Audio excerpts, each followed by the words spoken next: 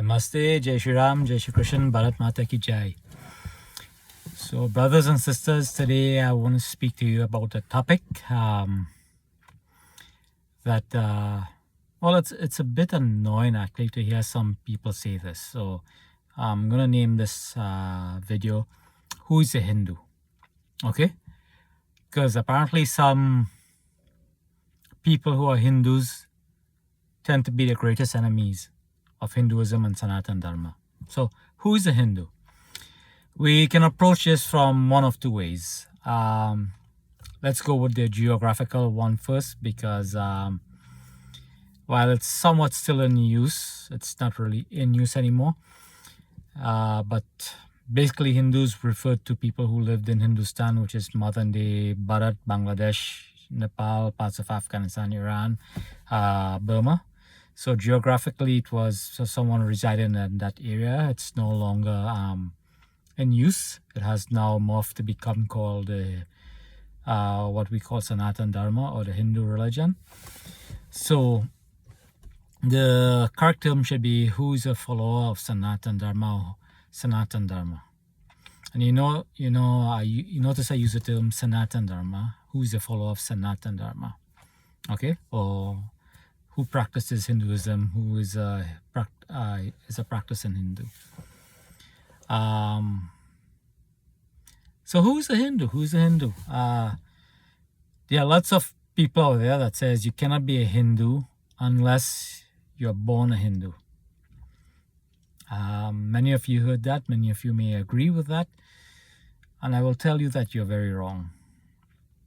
That is just not true. For the simple fact, if you look in the Bhagavad Gita, where Krishna says that every one of us, man, woman, child, animals, insect, fish, plants, bacteria, what have you, every one of us, we are undergoing a journey. We're evolving and evolving, and hopefully we will all achieve it. We will all achieve moksha, liberation from the cycle of birth and death. We will all achieve it. Okay? Notice what I said, we will all achieve it. Which means in Sanatan Dharma, God does not create someone who's going to go to hell. The concept of hell is not really applicable to Sanatan Dharma. There are hellish worlds. Okay? That you take birth into, depend on your actions and stuff. But it's not somewhere where you go for eternity. That's just that. If we had something like that, where you get one life and then you go to hell forever, I will not accept God. I will not accept God. Okay, I will not accept God. So we don't have hell. People wanting to translate our scriptures into words that they can understand, use their frame of reference, which was the Abrahamic religion. But we don't have the same concept of hell as the Abrahamic faith do, okay? So in Sanatan Dharma, everyone achieves God. Everyone, okay? And when I say achieve God, you become one with God, okay? That's higher than going to heaven and worshiping God. No. Becoming God is the ultimate goal, the ultimate reality. That's it, right? And this have been, no matter how many avatars descend on any planet, right? Not just Earth, but any planet, that one fact never changes. Never changes. The soul's on a journey, and we're on that journey to become one with the divine, the supreme being, the Paratma, okay? The Brahman, to become one with Brahman. So back to my question, who is a Hindu? Well, everyone's a Hindu, or everyone that practices Sanatan Dharma is a Hindu. Okay? Don't ever say that you cannot be a Hindu unless you're born a Hindu. Because what you are doing is ignoring the fact that in Bharat, okay, about 2,500 years ago, so this is at least 500 years before Christianity emerged, right? This is only 2025. Jesus was supposedly born in the, 1 BC, and then when he was 44, he did his work and stuff, and Christianity was founded after basically he was crucified. He had followers and stuff, but it wasn't. It was definitely not 20 or 25 years after his birth. It was long after his birth that Christianity was established, if you go by biblical eschatology, which there are many holes in, right? So we're not going by that. 2,500 years ago in Bharat, Buddhism became predominant. Hinduism was basically on the cusp of extinction. Okay? Hinduism was on the cusp of extinction. You all can look this up. During Alexander's invasion of India, of Bharat, Buddhism was already predominant, which meant most of us who are now practicing Sanatana Dharma, who now identify as Hindu, are the descendants of people who were not Hindus, who were Buddhists, who practiced Buddhism. Okay, get that? Do you understand what I'm saying? Okay, I actually speak from the heart. I don't use props and all these things. I will start doing that later on as I dedicate more and more time to this endeavor. But I'm speaking from what I know. I have done a lot of reading, a lot of research. So I can, while I cannot cite sources, many of you can go look this up yourselves. And this is what I encourage people to do, to go do your own research. And don't do research by people with an agenda against Sanatana Dharma. Okay? Go do your research and cite people who does not care whether who does not care one way or the other, who just cares about the truth. Okay? Because this is what Sanatana Dharma is about. It's about the supreme absolute truth. We care nothing but about the truth, which means this is why when the truth tends to contradict our religion, we go with the truth. Which is why the followers of Sanatana Dharma, Hinduism, were able to thrive in the world. When somebody brings something up that contradicts our religion, we don't deny it. If you present hardcore facts to us, we will accept it. Okay? Because one of the things about people pointing out holes in our scriptures is that's not a big deal. The scriptures is expected to be lost. Okay? If the scriptures is completely lost, that does not diminish Hinduism or Sanatana Dharma. It does not diminish it. Okay? Because we expect the scriptures to be lost, and the supreme being, the Brahman will manifest again, descend on earth or whichever other planet or universe that needs this attention, and reestablish Dharma. So anyone, I will not, be like followers of the Abrahamic faith and say, no, there is no, our book is incorruptible, and what's the other word that they use? There's a word they use for inerrant. Our books and scriptures are inerrant. No, we will never put this argument forward, because the simple fact is that every scripture, bar none, has been proven to be full of errors. They're not inerrant. And for the followers of Sanatana Dharma, for the followers of Hinduism, this is not a big deal.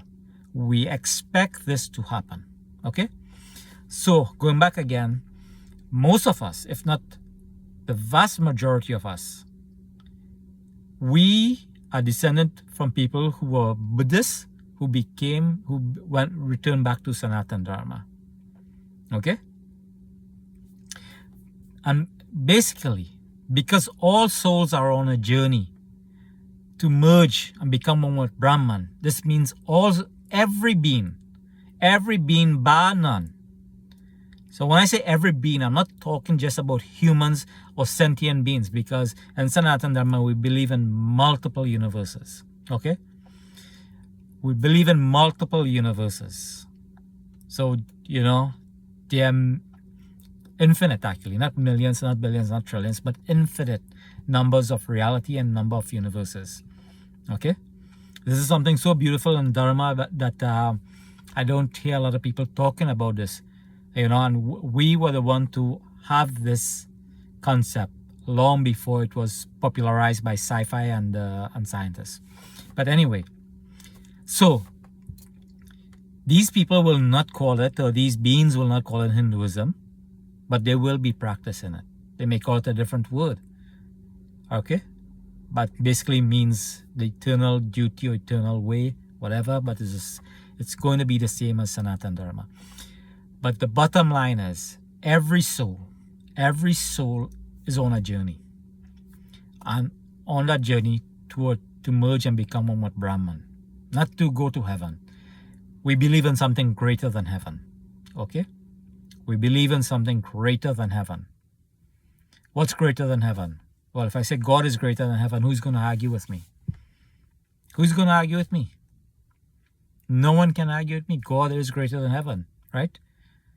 But God is understood in Sanatana Dharma is that all-pervading, all-present reality, that supreme being that pervades everything, every atom, every soul, everything. Okay? So, going back again to who's a Hindu? Every one of us. Every one of us. Every one of us. As long as you have a soul. As long as you have what we call the Atma. As long as we have one, we are all a Hindu. We're all the Hindus. And we're all on our own individual journey. Some of us will take much longer. Some of us will achieve it much quicker than others. Okay? But we are all on that journey to become one with the Supreme Being. And remember what I said? None of us will fail. None of us will go to hell. Which means, in the worldview of the followers of Sanatana Dharma, God is perfect. God has not created anyone that is going to go to hell forever simply because they did not accept God as God and the only God and that only religion. Okay? This is something very beautiful. This is something very, very beautiful that the followers of Sanatana Dharma, Hindus, do not talk about. That in our belief, we have a perfect God because no one is ever going to go to hell forever. Think about that. No one is going to go to hell forever. Let me separate this into Judaism, Christianity, and Islam, right? It doesn't apply to the Dharmic-based religion because that's not our worldview. So there are many denominations in Christianity, and all of them view each other as wrong. But let's hold that all of them are the same. Okay? For them, 75% of the world is going to go to hell. That means that God, from that standpoint,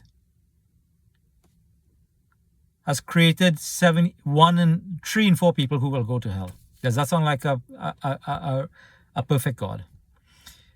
Same for Islam. Well, I don't know about the Judaism, so I don't want to say anything about Judaism. I don't know much about that. But in Judaism, the Jews are chosen over others. It's not the same. This is not applicable in Sanatana Dharma. In Sanatana Dharma, no matter, Krishna says, all prayers eventually comes to him. No matter who you pray to, it's eventually come to him because everything happens because of him. Which is why Hindus have never really had a problem with other faiths. Because we know at the end of the day, you're praying to God. Okay? So, this is why. Okay, it's in the Bhagavad Gita. So I'm using the Bhagavad Gita. You all can go look it up yourselves. Okay, you look it up yourselves, you'll see in the Bhagavad Gita. Basically, everyone, regardless of your faith, when you're praying to a certain deity, at the end of the day, that prayer is still directed towards Sri Krishna because only Sri Krishna can make things happen. Think about that. So please don't go around telling people who are from other faiths, who now have embraced Sanatan Dharma and who view themselves as followers of Sanatan Dharma or Sanatani, that they're not a Hindu because you can only be born a Hindu. That's such a statement only highlights your ignorance, your lack of understanding of the scriptures and of God and of Brahman. Okay? So please, do not say that you can only be born a Hindu, because now you become entangled with illusion, with Maya. Okay? Each and every one of us, we are spark of the divine. We are the essence of the divine. Okay? So you need to realize this, that everyone, and every being, and every organism is a part of the divine. Okay? We're all on a journey to achieve the divine. And when I say all, every plant, every animal, every sentient being, no one is left behind. Absolutely no one is left behind. Okay? So please do not go telling people that you cannot be a Hindu because you're not born a Hindu. That means you have been Maya. That means that Maya has overpowered you. You don't look beyond the body. Okay? We are not the body. We are the soul. The soul is whom we identify with. We don't identify with the body. So please, don't go around and being. When you do that, you are what is wrong with Hinduism and the followers of, and not Sanatan Dharma, but you are a barrier to Sanatan Dharma. Okay, there is nothing wrong with Sanatan Dharma and Hinduism, so I want to clarify that. But you are creating barriers to it. You are given those who wants to destroy Sanatan Dharma and Hinduism. You are becoming their weapon. Everybody, as long as you are. And every organism, as long as you're a living entity, you are a part of the divine, and therefore you are a Hindu, because you are on that journey. Whether you accept it or not, you are on that journey. Okay? And great news for you, every one of you will achieve the supreme. The question is, how do you want to do it? Do you want to achieve the supreme through faith and devotion and love, or through fear? Because the Abrahamic faith and traditions, it's based on fear. Do this, do that, do the next, do not question. Whereas in the Bhagavad Gita, Arjun, even though Sri Krishna commanded Arjun questioned him. And Sri Krishna did not say, you do it because I'm God. He said, you do it because this is your duty, and he outlined. Please read the Bhagavad Gita. It's very beautiful. Okay? And this is one of the things I want to advise people. Do not go to people who can regurgitate stuff, who can regurgitate mantras, who can do rituals and perform this. Go to people who can explain stuff, people who contemplate this, people who try to understand the meaning, okay? Because I realize a lot of Sanatan Dharma has been boiled down to rote memorization, regurgitation of scriptures and performance of ritual, but no understanding or comprehension of what it is about. And we need to understand what's it about, okay? We're a seeking civilization, a seeking tradition, a tradition that seeks understanding, okay? So you must seek understanding. Seek out understanding, please. And please, I challenge you to do some research with regards to the rise of Buddhism. I will cover how Hinduism re-emerged. I'll talk to you about some of the stuff I mentioned to you, that Sri Krishna resides inside every organism. Look it up in the Bhagavad Gita, please. Okay? And please do not tell anyone again, you can only be born a Hindu. Everyone is a Hindu. We're not the body, we're the soul. Okay, so I'm going to end my video with that. I hope you all have a great day, night, weekend, whatever, based on where you are. And I'm closing off. So Jai Shri Ram, Jai Shri Krishna, Bharat Mata Ki Jai.